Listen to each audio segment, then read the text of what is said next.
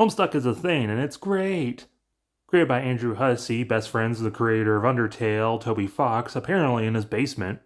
You play as the peak of humanity, John Egbert, or it's a video game, you can really call them whatever you want. He finds a lime and cherry red key, which opens a portal thing in his attic to a new dimension and new planet called Eternia. And it looks like it's a one-way trip because you need a new key. Now, stuck in a new place, the first person you meet is a cute bulb head guy named Doc Scratch. Tells you about friendliness pellets. Get them! The friendliness pellets are a lie. But before your journey ends abruptly, you get rescued by a cute alien girl named Feferi. Or is it Pfeffery? I think it's Pfeffery, but I like Pfeffery more. You become quick friends, and it turns out she's an alien called a troll. And she teaches you the mechanics of the game about how you don't fight, you act and do something for someone. And the animals on this planet are called Lucis, or Luci plural. She helps you through that attack, as well as some puzzles. She tells you to wait, so of course you go ahead to continue the game, asking you which flavor of Faygo you prefer. And along your journey, you meet Aradia Megado, a ghost. You just have to cheer them up. After some more nonsense, you make it back to Feferi Pisces, and she baked you a soper pie. You also tell her about the key and you want to go, which she does not like, because she's seen plenty of other humans arrive to this planet and it didn't turn out well for them. Now you have to fight Feferi. Well, in actuality, you just have to spam Mercy, and she feels bad and wishes you good luck, revealing that if anyone has the other key, it's Arident Airpora. Doc Scratch taunts you that you're going to die out there because it's kill or be killed. And then you're approached by a dark, mysterious monster. It's just a pothead clown. This is Gamzee Makar, who doesn't actually care about capturing humans, but his bestie Karkat loves it. Because one day Karkat wants to be a Thrashocutioner. You meet Karkat and their shenanigans. Make sure to click on everything, it has a funny description. Dealing with more Lucis. And you meet the Felt, the elite organization of green-skinned things. During your first encounter with Crowbar, the 7th member, you learn about blue attacks.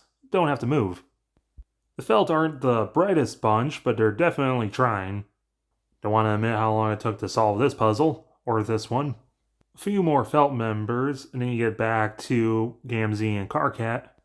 But getting past their shenanigans, you make it to your first town, Snowden, full of wonderful, diverse trolls, such as Tavros Nitrim, who's in a wheelchair. He thinks this one troll named Vriska Circuit is just the coolest. Don't mind the Felt, they're just on break. You finally fight Karkat, who teaches you about Blue Heart, meaning you can't move properly and you have to jump over his scythe. Turns out the trick is flirting with him and being his friend. So you end up going on a date with him. Turns out you both have terrible taste in media, and Karkat is scared because he doesn't really have any friends, he doesn't know how to act around them. So he talks about the hemospectrum, the troll caste system. Trolls have different colored blood and they're divided by blood type. And Karkat reveals that he has cherry red blood, so he's outside of the system. But he can't tell anyone about it, because that means he's a mutant and he'll also be hunted down. Then you go on a lunch date with Gamzee, and then he breaks reality and gets really serious. Probably knows about Doc Scratch, and he probably knows about Karkat being a cherry red blood. Realizing the significance of cherry red and his sign usually relates to lime bloods, who are considered too dangerous amongst the lower bloods. How Gamzee's violet bloods preach about a god who will exist at the end of the universe who's of cherry and lime. And Karkat finds Vriska Circuit, who tries steering her away from you, which leads to a small chase. Tavros is there. Then you meet Equius the Hawk, who's a sweaty, horse-loving weirdo. Who the hell's this douchebag? Play a special song on this piano, and you find an artifact. But then Andrew Hussey comes out of nowhere and steals the artifact, leaving behind human residue. Off screen, he uses the artifact to try and propose to Vriska, and she smacks him away. Then you walk in the rain with Tavros, and he explains more about Vriska, explaining that Lucis is a troll's guardian animal. And Vriska's spider mom is not a good one because she always demands Vriska kills a troll and feeds them to him, or she'll get eaten. harvest food for her lussus, lest she be devoured herself. She's also directly responsible for Tavros' paralysis, Aradia's ghostliness, and Terezi's blindness. While extreme roleplaying with Tavros, Vriska psychically walked him off a cliff. In retaliation, Aradia summoned the spirits of Vriska's spider food, so Vriska vaporized her with a mind-controlled Sullux. In retaliation to this, Terezi manipulated a friend of Vriska's into blowing her face up. This friend types in white text and is a mysterious villain called Doc Scratch. Vriska's final act of retaliation was to mind-control Tavros to commune with Terezi's lussus to mind-control Terezi to make her look into the blinding Alternian sun. The two made a truce to avoid mutually assured destruction and haven't played a game together since. Even after that, everyone's still crushing on each other due to troll romance. It's a whole thing. This shot is so good. Then you use Tavro's enormous horns to get up on a ledge and get chased by Vriska again, ending up accidentally getting sent down a river into a pile of garbage, where you meet Lil Cal and you fight them, and a lot of JoJo references, till you're rescued by Aradia and her kind of boyfriend, Solix Captor. You listen to some of his music, and then you do a SpongeBob reference, being the wayward vagabond and gain some good trade. Go into this dark room and you go south and you make it to Nepeta Village, which is a cave home to Nepeta Nyonj, where she spends most of her time shipping her friends and role-playing. She also has the Nepeta shop, which is the only shop in the game you can actually sell items to, and if you use that human residue, you can make quick money. So you can send her to Kuleg. It gets particularly dark, and hi, Vriska! Tavros is also there. With them distracted, you're able to sneak away. Well, for a little bit until Tavros realizes that you're a human, and he doesn't really feel great about getting rid of you.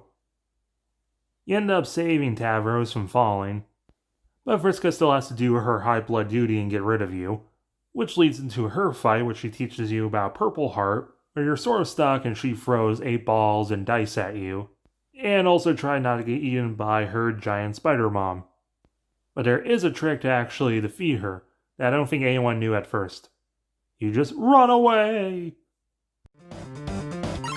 Not the time card, kitty, we can play again later. Really wish there was a run button in this game. Eventually Vriska will get tired and you just give her some water.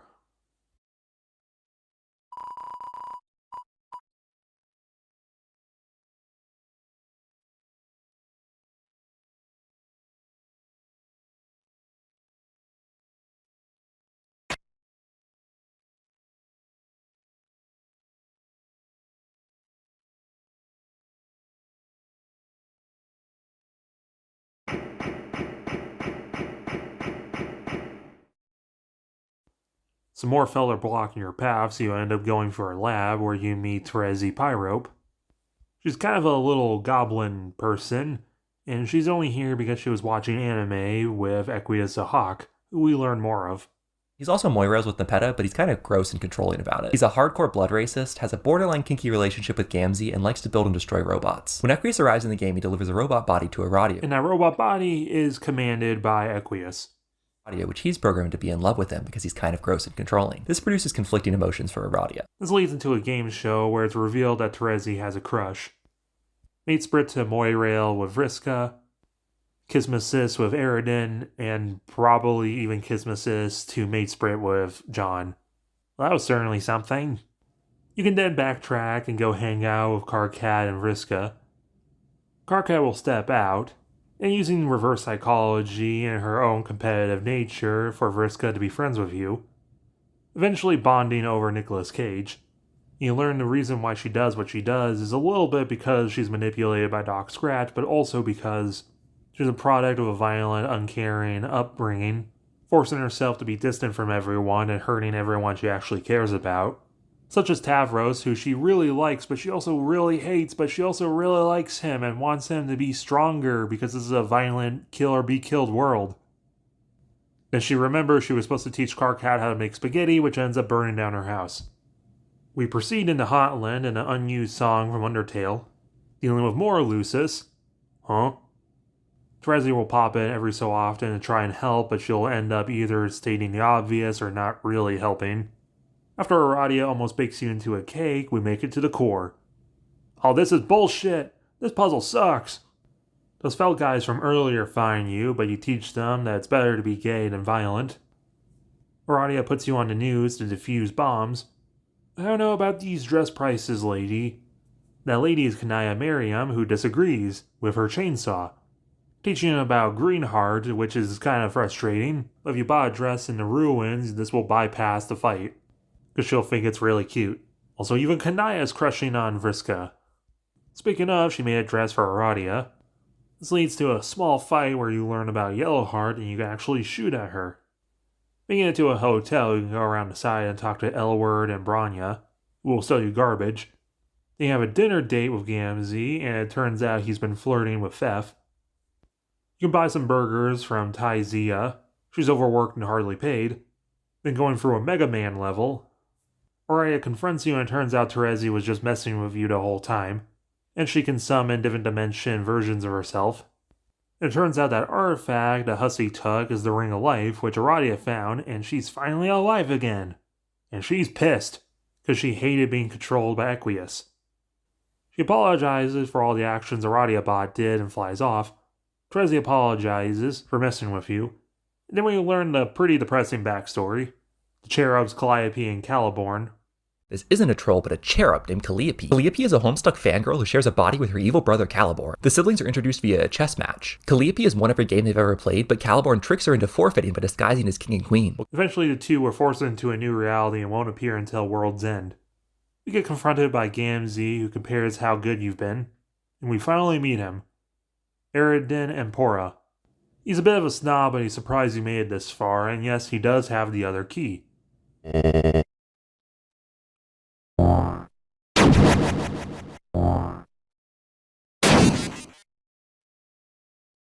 Eridan literally shoots and destroys the mercy button, so this is literally the only fight you 100% have to fight in the game. Showing that sometimes you do have to fight, you can't always talk someone out of it. But if you drop his health enough, he'll eventually give up and hands you the key. Until he gets taken out by Doc Scratch, who takes the key.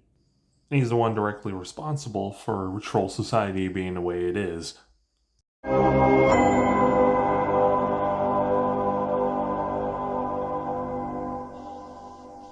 He absorbs the felt and literally breaks the game, taunting you that this is a kill or be killed world.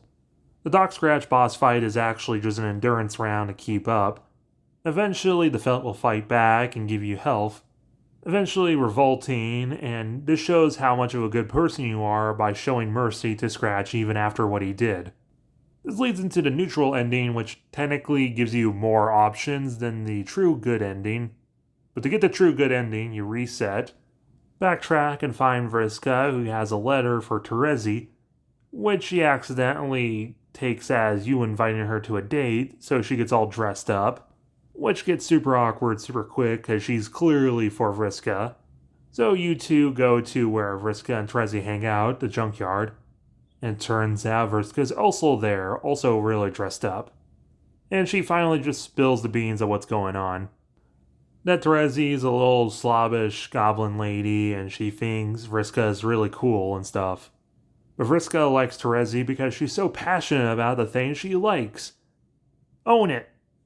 The two chubbiest characters, Karkat and Terezi, go jogging, and Vriska's assured that anime is real. But then we go back to Equius' lab, and we find a note. Going into the secret lab, we find out that Terezi and Equius were experimenting because of Doc Scratch on trolls to find the true Zodiac 12. And we find VHS tapes revealing that Caliborn and Calliope are one, and they're eventually gonna split. Terezi hates herself because of it, but, she at least acknowledges it's a bad thing. The boss fight of Eridan is interrupted by Pfeffery, who found you. So all the main trolls show up, and they're all happy and friends, and it's happy and nice. And Karkat was shown here by Cue Ball Head. And everyone gets captured by Doc Scratch and absorbs everyone. Also prepared to enter the game is Caliborn, who's reached premature dominance over Calliope. Caliborn's Colonel Sprite turns into a black hole and sucks him into a single-player session of Spurb. Revealing he created the Troll Universe so one day he can have the 12 aspects, absorb them and the felt, and become the god of Double Death. And purposely making them have silly names for things because Calliope liked the trolls and Caliborn had to make them look stupid.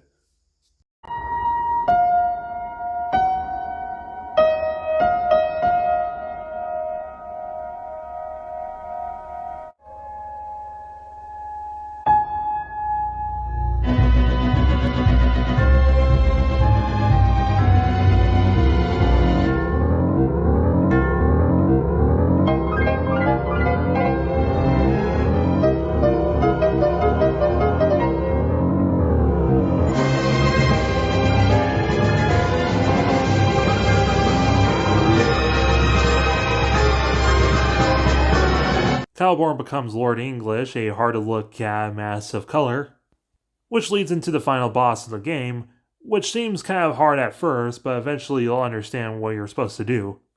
By reaching out to your friends within Lord English, you're able to draw them out and start resisting his powers, even if it seems a little hopeless at first. Eventually, you start getting your friends enough and you're able to strike back.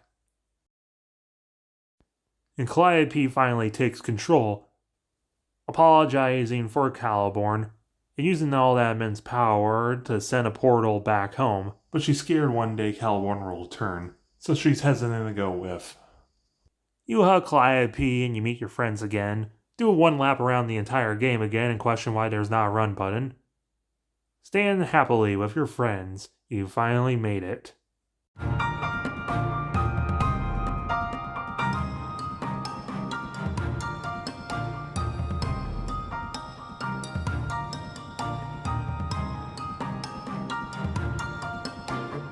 You introduce the trolls to Earth, and everyone lives happily ever after.